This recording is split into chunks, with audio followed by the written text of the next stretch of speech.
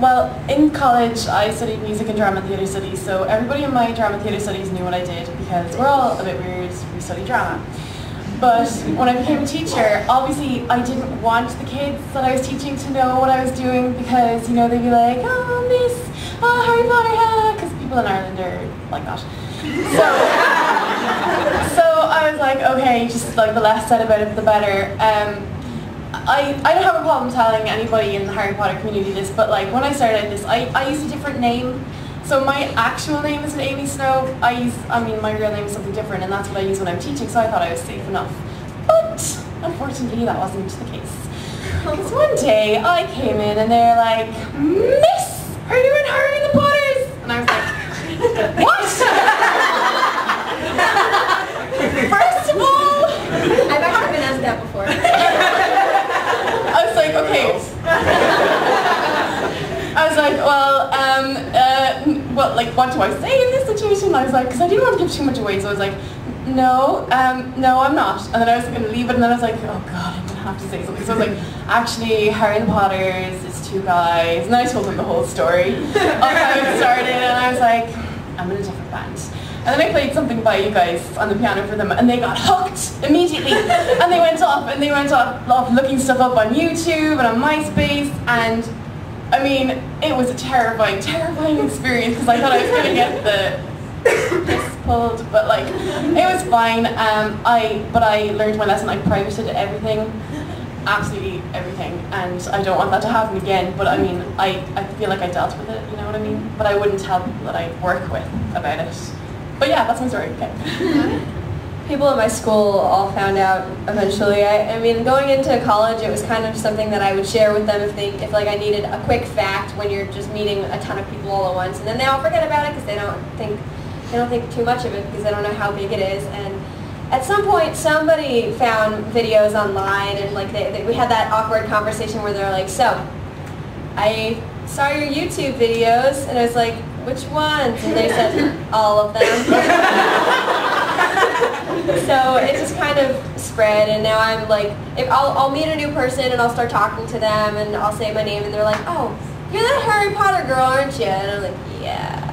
But it's really not so bad. I mean, you eventually figure out who will take it well and who won't, and then you just kind of say, you know, you do music. You don't need to share that it's a Harry Potter band. If they're really into it, then you can tell them about it, because then, you know, you can always introduce it to new people, and that's always fun. But I've had a pretty good variety of reactions to that. I do get made fun of a little bit at college, but I'm asking for it, so it's all good.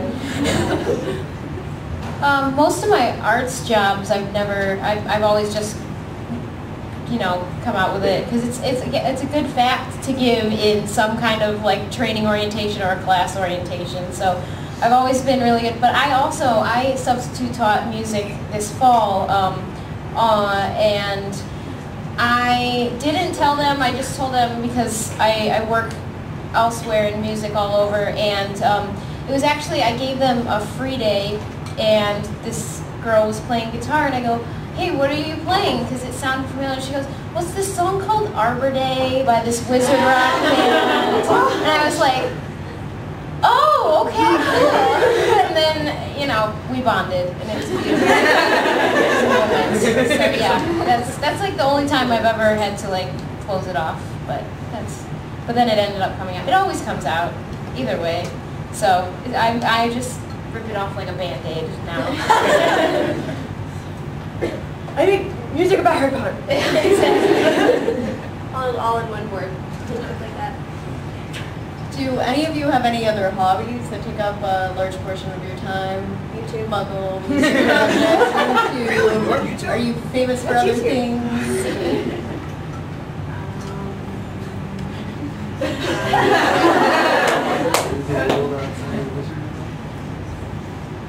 Hi, I'm Paul.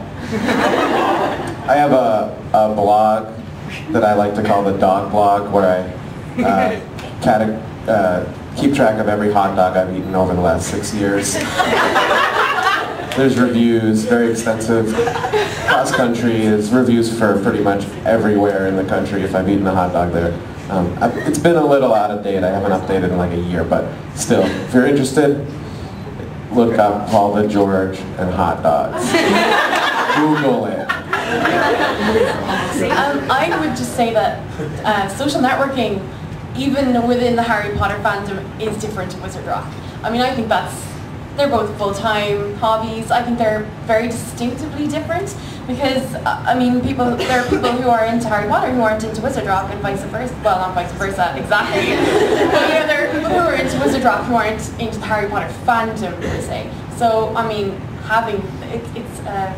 it's a balancing act having both of those as well. So I would say that they're two different hobbies as well. So it's fun. I actually run and maintain a hockey blog, and I used to do a weekly hockey podcast for the Boston Bruins. And I actually stopped doing the podcast because it was cutting into my Wizard Rock time. You know, doing the podcast ended up taking up like 3 or 4 hours of my Sundays, and I was like, that's time I can be writing and recording. And you know, I was used to having that block time away from the family where I could go lock myself in the spare room and record something, be it a podcast or be it musically. And I was like, well, the podcast is taken away from Wizard Rock, so okay, that's done. And I'm just going to take the time to do that. But you know, luckily it's not something that's always ongoing because right now the Bruins aren't playing, so I'm not doing anything with that. So I can more time for Wizard Rock. And if you weren't in school or working full-time, would you pursue rock as a full-time gig, or do you think you ever will in the future? I'm doing it. Just saying.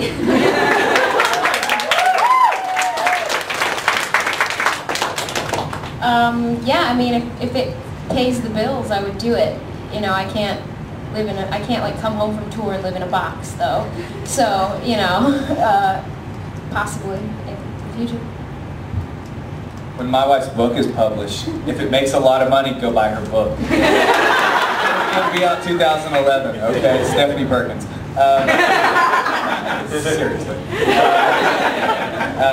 If it makes a lot of money, then I would like to spend a lot more time doing it. But from what it looks like they're going to pay her, I'll be at work. Just because of having the family and the kids, I probably wouldn't, just because it wouldn't make sense financially, I think, for us, but also because I couldn't stand being away from my family for that long. And that's a personal decision. There are a lot of Wizard Rockers who do a lot of shows and have families, and I applaud them tremendously. I think it's great, and they can keep their families involved. And I keep my family as involved as I can. But for me, being able to travel a lot, enough to make money off of Wizard Rock to help support them, I don't know if I'd be able to. And I mean, tonight, I'm going to be calling my kids to say goodnight before I play tonight. So, I mean, imagine doing that for like 3 months. I couldn't do it, so. My babies! Okay, it's kind of complicated because I live in Ireland. I mean, if I lived in America, definitely I would give it a go.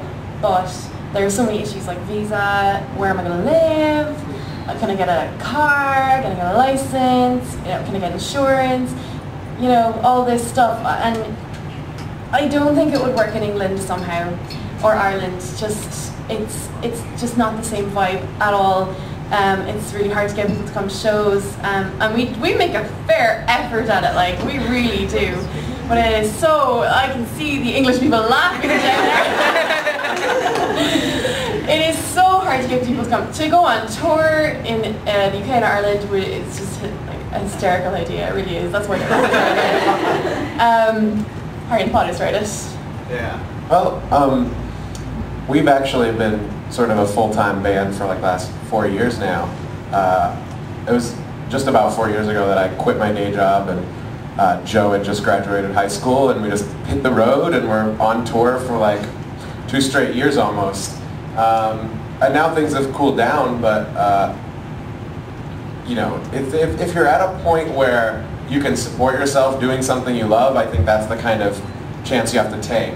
It doesn't make sense for us with a family. You can't take risks like that. But for a couple kids just out of college or whatever, like go for it, follow your dreams and do it. And you don't need a lot of money to survive. So especially if you're touring around a lot and people are willing to take you into their home and feed you, and hot dogs are cheap. Can I just finish up by saying that I would try it, I really would, like if I could figure out the